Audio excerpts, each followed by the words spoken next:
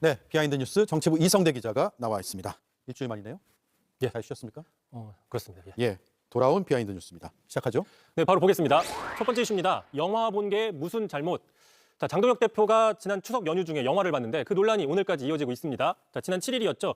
제주 4.3 사건을 왜곡했다라는 지적을 받고 있는 영화를 관람했습니다. 그래서 비판이 나오자 아니, 역사를 바라보는 다양한 관점이 필요하다 이렇게 반박을 했었죠. 자, 그런데도 이제 비판이 계속 줄어들지 않자 오늘은 아예 자, 영화를 본 게 뭐가 문제냐라는 식으로 반박을 했습니다. 예. 먼저 그 이야기 들어보겠습니다. 영화를 보는 걸 자체로 문제 삼거나 제가 억울하게 희생된 분들의 그 희생을 폄훼한다고 몰아붙이는 것 자체가 또 하나의 프레임이자 오히려 역사를 훼손하는 것이.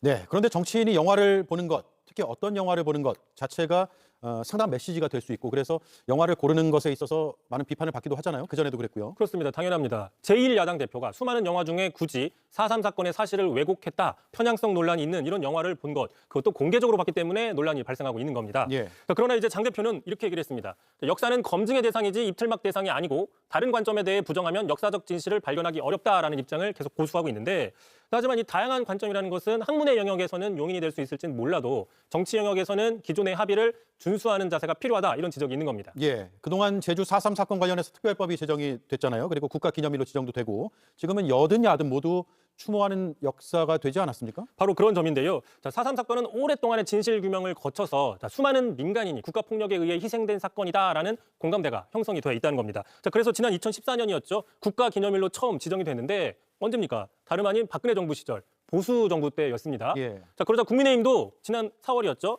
자, 신동국 당시 대변인이 제주 4.3 사건의 희생자에게 깊은 위로를 보내며 잊지 않겠다라고 계속해서 당의 공식 입장을 내놓고 있습니다. 자, 무엇보다도 장동혁 대표 본인이 지난해 총선 직전이었습니다. 제주도를 방문해서 제주 도민들을 직접 위로한 적도 있었는데 직접 들어보시죠. 예.